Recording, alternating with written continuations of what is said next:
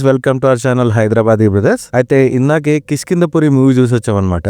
And story విషయానికి వస్తే hero మన బెల్లమన్న, హీరోయిన్ అనుపమ అండ్ వాళ్ళ ఫ్రెండ్ పక్కన ఈ ముగ్గురు కూడా ఏంటంటే వేరే పీపుల్ ని కలెక్ట్ చేసి వాళ్ళకి ఒక గోస్ట్ ఎక్స్పీరియన్స్ ఇవ్వాలని చెప్పేసి రకరకాల మహల్లోకి తీసుకెళ్లి వాళ్ళకి ఒక స్పెషల్ ఎఫెక్ట్స్ తో అట్లా దెయ్యాలతో పరిచయం చేపించి వాళ్ళని భయపెడుతుంటారు అనమాట. సో వీళ్ళ టీమ్ అంతా కూడా యూజువల్ గా అట్లా వేరే వాళ్ళని రిజిస్టర్ యాడ్లు ఇచ్చి వేరే వాళ్ళని రిజిస్టర్ చేసుకుని రకరకాల మహల్లో తిప్పి వీళ్ళ స్పెషల్ ఎఫెక్ట్స్ తో వాళ్ళని భయపెడుతూ ఉంటారు. వాళ్ళకి భయం ఎక్స్పీరియన్స్ చేపిస్తూ ఉంటారు అనమాట. ఇది యాక్చువల్ గా స్టోరీ. అయితే ఒక రోజు ఏమవుతుంది, ప్రతిసారి అయితే ఫేక్ మెయిల్ తీసుకెళ్లేదు కదా. ఒక రోజు ఒక టీం అంతా కలెక్ట్ చేసి వీళ్ళు డిఫరెంట్ గా ప్లాన్ చేసి చిట్టీలు వేస్తారు. చిట్టీలు వేసాక అందులోంచి ఒక మహల్ వస్తుంది. అదే మన ఈ కిష్కిందపురి మహల్ అనమాట. యాక్చువల్ గా ఆ మహల్ పేరు వచ్చేసి సువర్ణ రేడియో మహల్ అనుకోండి ఒక రకంగా. అయితే ఈ మహల్లో ఎంటర్ అయ్యాక ఏమైంది, అసలు ఆ మహల్లో ఏముంది, ఆ మహల్ వెనకాల స్టోరీ ఏంటి, ఆ మహల్లో ఉన్న దెయ్యం, ఇప్పుడు డెఫినెట్ గా అది దెయ్యం స్టోరీ కాబట్టి దాంట్లోంచి మనం ఎట్లా తప్పించుకున్నారు, ఇదంతా తెలియాలంటే మాత్రం మీరు యాక్చువల్ గా సినిమా చూడాలి. And more over cinema run time తక్కువ ఉన్నా సరే మనకి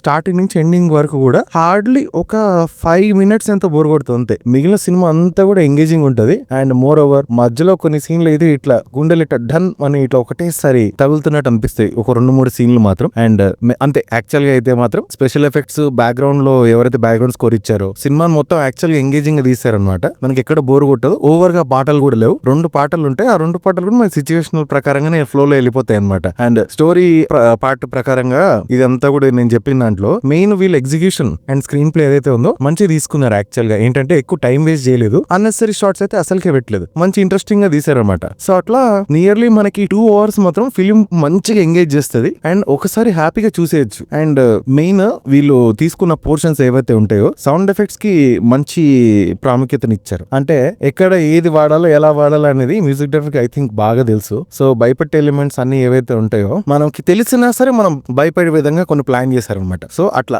ఒకసారి అయితే మీరు హ్యాపీగా ఈ వీకెండ్ కి వెళ్ళి కొంచెం ఆ థ్రిల్ ఎక్స్పీరియన్స్ చేసి రావాలంటే Kishkindhapuri is like good movie అనుకోవచ్చు. మీరు హ్యాపీగా వెళ్ళి చూసేయండి. ఓకేనా? Thank you.